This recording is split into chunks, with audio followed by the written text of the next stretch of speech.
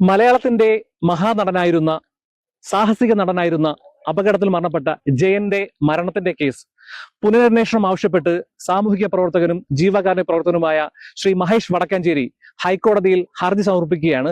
കാണാം അതിന്റെ വിശദാംശം. എന്തുകൊണ്ടാണ് മഹാനടൻ ജയന്റെ മരണം റീഇൻവെസ്റ്റിഗേഷൻ ആവശ്യപ്പെട്ടുകൊണ്ട് താങ്കൾ ഹർജി കൊടുക്കാൻ തയ്യാറായത്? എന്താണ് അതിന്റെ ഒരു കാരണമായി താങ്കൾക്ക് പറയാനുള്ളത്?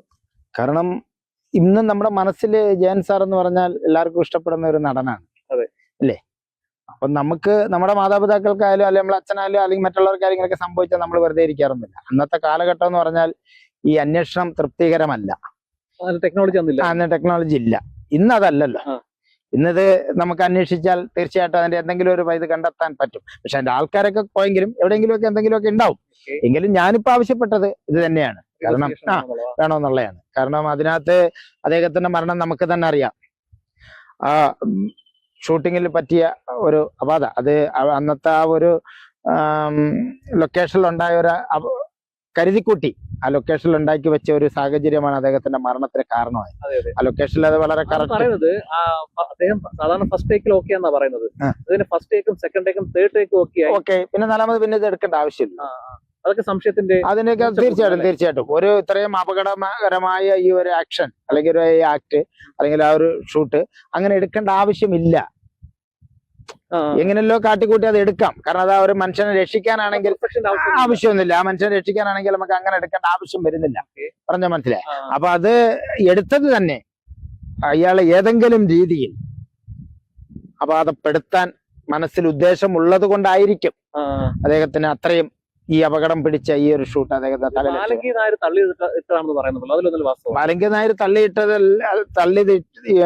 തള്ളിയിട്ടതല്ല. കാരണം ഇല്ലെന്നുള്ള കാരണം നമുക്കറിയാം. അദ്ദേഹത്തിന് ആ ഒരു കാര്യമില്ലാണ്ട് ആ സമയത്ത് ബാലങ്കേരെ പിടിക്കാൻ പോകുന്ന സമയത്താണ് ഈ ഹെലികോപ്റ്റർ ചരിച്ചു കൊടുക്കുന്നത്. അപ്പൊ ആ ചരിച്ചു കൊടുക്കുന്ന സമയത്ത് അദ്ദേഹത്തിന് കയറി പിടിക്കാനുള്ള ഒരു സമയം കിട്ടിയില്ല. അപ്പൊ അതവിടെ ചരിക്കേണ്ട ആവശ്യമില്ല. കാരണം ബാലങ്കി നായർ ജയൻ ഷണ്ട് ചെയ്യുന്ന ടൈമില് പിന്നെ ബാലങ്കി നായർ ജയൻ അടിക്കുന്നുണ്ട്. അപ്പൊ അങ്ങനെ ഒരു സാഹചര്യത്തില് അങ്ങനെ പ്ലേറ്റ് ഹെലികോപ്റ്റർ ചരിച്ചു കൊടുക്കുമ്പോൾ ബാലങ്കി നായരാണ് വീഴേണ്ടത്. പക്ഷെ ബാലങ്കി നായർ വീഴുന്നില്ല. ഇദ്ദേഹത്തിന് ഒരു പിടുത്തവും ഇല്ല. ആകെ ഒരു ചെറിയ ഒരു കോണിപ്പടി പോലത്തെ ഒരു സംഭവത്തിനകത്ത് എന്നിട്ടാണ് ഇദ്ദേഹം ഫൈറ്റ് ചെയ്യുന്നത്. ആ ഫൈറ്റ് ചെയ്യുന്ന സമയത്ത് അദ്ദേഹത്തിന് പിടിക്കാൻ പറ്റാത്തൊരു സാഹചര്യം വരുന്നു. ഹെലികോപ്റ്റർ ഇതിനകത്ത് അന്ന് അന്ന് ഇരുന്ന ഈ രണ്ടുപേരും ഇതിനകത്ത് കൈയുണ്ട് എന്നതിൽ ബാലങ്കേർക്ക് മെയിൻ കൈയുണ്ട്. അതിനകത്ത് ഒരു സംശയമില്ല. അതിന് സ്റ്റണ്ട് രംഗങ്ങളൊക്കെ ചെയ്യുന്ന ഒരാളായിരുന്നല്ലേ അതാണല്ലോ അയാളെ വെച്ച് മുതലെടുത്തത്. അതാണ് കൂടുതൽ ഇഷ്ടപ്പെടുന്നത്. ഇന്ന് കേരളത്തിൽ ഇഷ്ടപ്പെടുന്നത് അത് തന്നെയല്ലേ. അദ്ദേഹത്തിന്റെ അഭിനയവും ജീവിതമാണല്ലോ ഇന്ന് നമ്മുടെ മനസ്സിലൊന്നും മാറാത്തത്. അപ്പൊ അത് അവിടെ വെച്ച് മുതലെടുത്ത് അതത് കൈവിട്ട് പോകാതിരിക്കാൻ വേണ്ടിയിട്ടായിരിക്കാം. താങ്കൾ എന്തുകൊണ്ടാണ് ഇത്രയും വർഷം കഴിഞ്ഞിട്ട് ഇങ്ങനെ ഒരു ഹർജിയായിട്ട് മുമ്പോട്ട് പോകുന്നത്? അത്രത്തോളം ജയനെ ഇഷ്ടമാണ് താങ്കൾ? ജയൻ സാറിന് എനിക്ക് ഇഷ്ടമാണ്, ഒരുപാട് ഇഷ്ടമാണ്. എന്റെ ജനിച്ച മണ്ണിന്റെ ഒരു മഹാനടനാണ്.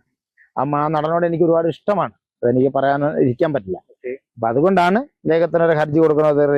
അന്വേഷണം നമ്മുടെ നാട്ടിൽ ജയൻ സാറിന് വേണ്ടി. കേരളം ഇപ്പൊ സംശയത്തിന്റെ നിലയിലാണ്. കേരളം അന്നേ സംശയത്തിന്റെ നില. 1980 മുതൽ ഇന്ന് വരെയും സംശയത്തിന്റെ നിലവിലാണ്.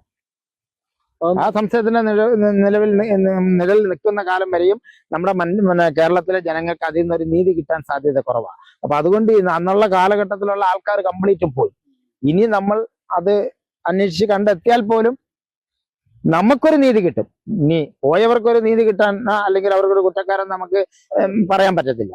അപ്പൊ ഇപ്പോ ഇത് ഇങ്ങനെയാണ് സംശയം നമുക്ക് തീരും. എന്തുകൊണ്ടാണ് ആ ഹെലികോപ്റ്റർ അങ്ങനെ സംഭവിച്ചതെന്നും അത് പിന്നെ എന്തായി തീർന്നു, അത് ആ ഹെലികോപ്റ്റർ എവിടെയെന്നോ അത് എന്താണ് സംഭവിച്ചതെന്നും പിന്നെ നമുക്കത് പുറലോത്തൊന്നും വരെ അത് അറിഞ്ഞിട്ടില്ല.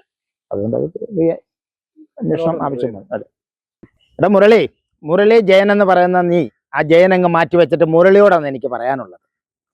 എനിക്ക് പറയാനുള്ളത്, നീ ഇടയ്ക്കിടയ്ക്ക് DNA ടെസ്റ്റ് എന്ന് പറയുന്നുണ്ടല്ലോ, അതവിടെ നിൽക്കട്ടെ. നീ നുണപരിശോധനയ്ക്ക് നീ തയ്യാറാണോ എങ്കിൽ ഞാൻ നിന്നെ കൊണ്ട് അത് ചെയ്യിപ്പിക്കാം. പറഞ്ഞ മനസ്സിലായ? അതുപോലെ പറയുന്നുണ്ടല്ലോ ആദിത്യന, പരസ്യമായിട്ടാ ആദിത്യന നീ പറയുന്നത് വാടാ എന്ന് നീ വിളിച്ച് പറയാ. ധൈര്യം ഉണ്ടെങ്കിൽ വാ എന്ന് പറഞ്ഞിട്ട്. അവരൊക്കെ മാന്യമായി ജീവിക്കുന്നവരല്ലേ. എല്ലാവർക്കും എല്ലാ പ്രശ്നങ്ങളും ഉണ്ടാവും. പക്ഷെ സംസാരം ഒത്തിരി ക്ലിയർ ചെയ്യണ്ടേ? ഇത് വാ എന്ന് പറഞ്ഞിട്ട് നീ കട്ടിക്ക് വിളിച്ചിട്ട് ആദ്യത്തിനോട് എന്താ വെല്ലുവിളിയാ? നിനക്ക് ആ കുടുംബത്തിൽ ഒരു ഇച്ചിരിയെങ്കിലും രക്തബന്ധം ഉണ്ടെങ്കിൽ, നാളെ അവരെ മുഖത്ത് നോക്കണമെന്ന് നിനക്ക് ഒരു ഇച്ചിരിയെങ്കിലും ആഗ്രഹം ഉണ്ടെങ്കിൽ നീ ഇത് സംസാരിക്കുവോ? അങ്ങനെ പറയുവോ? നീ കണ്ടോ ഞാൻ ജയൻ സാറിന്റെ വീട്ടിൽ നിന്ന് പണവും മേടിച്ച് കള്ളും മേടിച്ച് തന്നിട്ടാണ് ഞാൻ നിന്നോട് പ്രതികരിച്ചതെന്ന്? ജയൻ സാറിന്റെ ഇഷ്ടം കൊണ്ടാണ് ഞാൻ പ്രതികരിച്ചത്. 1980 നവംബർ 16 ജയൻ സാറിന്റെ ബോഡി വീട്ടിൽ കൊണ്ടുവരുമ്പോ നീയും നിന്റെ അമ്മയൊന്നും അവിടെ ആരും കണ്ടിരുന്നില്ലല്ലോ, കണ്ടിട്ടുമില്ല, ആരും അതിനെക്കുറിച്ച് പറഞ്ഞിട്ടുമില്ല. പിന്നെ എങ്ങനെയാണ് ഇപ്പൊ ജയന്റെ മകനായി വന്നത്? അത് ഞങ്ങൾക്കൊരു സംശയം തന്നെയല്ലേ. ഒരു മകൻ എന്ന് പറയുന്ന ഏത് വിധത്തിൽ എങ്ങനെ ജനിച്ചോട്ടെ, ആ മകൻ ആ നാട്ടുകാർക്ക് അറിയാമെങ്കിൽ അന്ന് കൊള്ളിവെക്കാൻ നീ അല്ലാണ്ട് വേറെ ആൾ വരുമോ? വരില്ല. നീ അല്ലല്ലോ വെച്ചത്, അതിന് പോലും അവകാശമില്ലാത്ത നീ എന്തുകൊണ്ടാണ് അച്ഛനാണ്? ഇപ്പോഴും മനസ്സിലാവുന്നില്ല.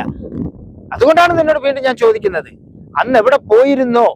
നിന്റെ സ്കൂൾ സർട്ടിഫിക്കറ്റിൽ നിന്റെ അച്ഛന്റെ പേര് ആചാരി എന്നല്ലേ കൊണ്ടുവരിക? അതാരാണ് ഈ ആചാരി? ഞാനിങ്ങനെ വെളിപ്പെടുത്തുന്നത് കൊണ്ടാണല്ലോ ആചാരി ഇപ്പൊ പുറത്തു വന്നത്. ഇതാരാണ് ആചാരി? ഒന്ന് പറയൂ. ഞാൻ അന്ന് ചോദിച്ചില്ലേ, നിന്റെ 2 കാര്യം ഞാൻ വെളിപ്പെടുത്തിയിരുന്നു. ഒന്ന് സ്കൂൾ സർട്ടിഫിക്കറ്റും നിന്റെ ഇനിഷ്യലും അല്ലെ? ഇന്ന് ആ സ്കൂൾ സർട്ടിഫിക്കറ്റിൽ സത്യം തെളി അല്ലെ? നീ എവിടെ പോയിരിക്കുക? നിന്നെ കാണുന്നേ ഇല്ലല്ലോ. ഒന്ന് പുറത്തു വരൂ, നീ പറയൂ. അങ്ങനെ ഓരോന്നോരോന്ന് പുറത്തു വരട്ടെ, നമുക്ക് ചോദിക്കാമല്ലോ, നിങ്ങൾക്ക് പൊതുജനങ്ങൾക്ക് മനസ്സിലാക്കാമല്ലോ. അപ്പൊ ഈ ആചാര്യ ആരാന്നും കൂടി ഒന്ന് വെളിപ്പെടുത്തിയാൽ എനിക്ക് വളരെ സന്തോഷമായി. അതിന് വേണ്ടിയിട്ടാണ് ഞാൻ തുടർന്നുകൊണ്ടിരിക്കും. കാരണം ഓരോ പോയിന്റുകളും ഞാൻ വിടില്ല. കാരണം ഞാൻ തുടർന്നുകൊണ്ടിരിക്കും. കാരണം ഇവിടുന്ന് എവിടം വരെ എത്താൻ പറ്റും എൻ്റെ ബഹുമാനപ്പെട്ട ജയൻ സാറിന്റെ, ആ നാട്ടിന്റെ, ആ കുടുംബത്തിന് അഭിമാനക്കേടാവാൻ ഞാൻ തയ്യാറല്ല. അവർക്ക് നീതി കിട്ടും വരെ ഞാൻ പോരാടി തന്നെ ചെയ്യും. നമുക്ക് ഒരു വീഡിയോ കാണുമ്പോൾ കണ്ണി കാണുന്നത് വിളിച്ചു പറയുന്നതല്ല നമ്മുടെ മര്യാദ. കാരണം എൻ്റെ വീട്ടിലും എൻ്റെ കുടുംബത്തും മുത്തച്ഛനും അച്ചാച്ചന്മാരൊക്കെ ഉണ്ട്. കൊല്ലം ഭാഷ തന്നെ പറയാം. ആ അച്ചാച്ചൻ അല്ലെങ്കിൽ ഒരു മുത്തച്ഛൻ ഒരു അഭിഹിത ബന്ധത്തിലൊരു മകനുണ്ടെന്ന് പറഞ്ഞാൽ നമ്മൾ കുടുംബം സഹിക്കില്ല, നമുക്ക് സഹിക്കാൻ പറ്റില്ല. പക്ഷെ അതിന് നേർക്ക് നമ്മൾ സത്യം പറയുമ്പോൾ അതിനെ വെല്ലുവിളിക്കാൻ, തന്തയ്ക്ക് വിളിക്കാൻ ചെയ്യുകയല്ല വേണ്ടത്. അവന് വേണ്ടി ഒരുപാട് കമന്റുകൾ നിങ്ങൾ ഇട്ടല്ലോ. നിങ്ങളൊന്ന് ആലോചിക്കുക, നിങ്ങളെ കുടുംബത്താണ് ഇത് സംഭവിച്ചാൽ, സത്യത്തിൽ ജീവിച്ചിരിക്കുമ്പോഴാണ് ഇത് സംഭവിച്ചെങ്കിൽ അവർ എത്രത്തോളം നിരപരാധി, എത്രത്തോളം വിഷമിക്കേണ്ടി വന്നേനെ ഒന്ന് ചിന്തിച്ചു നോക്കുക. ഇന്ന് ആത്മാവ് മുകളിൽ നിൽക്കുക, അദ്ദേഹത്തിന് പ്രതികരിക്കാൻ പറ്റില്ല. നമ്മളെങ്കിലും ചോദിക്കേ, ഇതാരാണ്? 2 മുനത്തട്ടിലാണ് ഇന്ന് കേരളം നിൽക്കുന്നത്. ഒന്ന് അദ്ദേഹത്തിന്റെ മരണത്തെ സംശയം കൊണ്ടാണ് ഇപ്പോഴും ജീവിക്കുന്നത് നമ്മള്. ഇപ്പതാ വന്നിരിക്കുന്ന ഒരു മകനും. ഒന്ന് ആലോചിച്ച് നോക്കെ, നമ്മൾ എവിടെയാണ് നീതിക്ക് പോകേണ്ടത്? ഒന്ന് പറയ്. അപ്പൊ ഇതൊക്കെ നിങ്ങൾ കമന്റ് ഇട്ട് സപ്പോർട്ട് ചെയ്യുന്ന ഓടി വരുന്ന മകനല്ല. ജീവിതത്തിൽ അത് അദ്ദേഹം ചെന്നൈയിലും അതേ കണക്ക് തന്നെ ബോംബെയിലും ഒക്കെ ജീവിച്ച ഒരു മഹാ വ്യക്തിയാണ്, നല്ലൊരു നടനാണ്. അദ്ദേഹം നല്ല വിദ്യാഭ്യാസമുള്ള ആളാണ്. പറഞ്ഞ അതുപോലെ തന്നെയാണ് അദ്ദേഹത്തിന്റെ കുടുംബത്തിന് പണമില്ലാണ്ട് പിച്ചയ്ക്ക് നടക്കുന്നവരല്ല. പണ്ടേ അവർക്ക് പണമുള്ളവരാണ്. അല്ലാതെ അയാള് കീറപ്പായി കിടന്ന ആളൊന്നുമല്ല. അയാൾ നല്ല പണിയെടുത്ത് നല്ലോണം ജീവിക്കുന്ന ഒരാൾ, നല്ല നാട്ടിലെ നല്ല ഒരു സിനിമാ നടനുമാണ്. അദ്ദേഹത്തെയാണ് നിരന്തരം ഇതിങ്ങനെ ആക്ഷേപിച്ചുകൊണ്ടിരിക്കുന്നത്. അതിന് പിന്നിലേക്ക് നമ്മൾ പോകുമല്ല. പെട്ടെന്ന് നമ്മൾ അവനെ ലൈക്ക് ഷെയർ കൊടുത്താണ് ഉയർത്തിയല്ല വേണ്ടത്. അതേപോലെ കഷ്ടപ്പെട്ട് നമ്മളെ മുന്നിൽ നല്ല ഒരു മഹാ നടനാണ് അദ്ദേഹം. അദ്ദേഹത്തിന്റെ നീതിക്ക് വേണ്ടിയിട്ട്, അതിന്റെ നന്മയ്ക്ക് വേണ്ടിയിട്ട് ഞാൻ ഇനിയും തുടരുക തന്നെ ചെയ്യാനത് യാതൊരു സംശയം.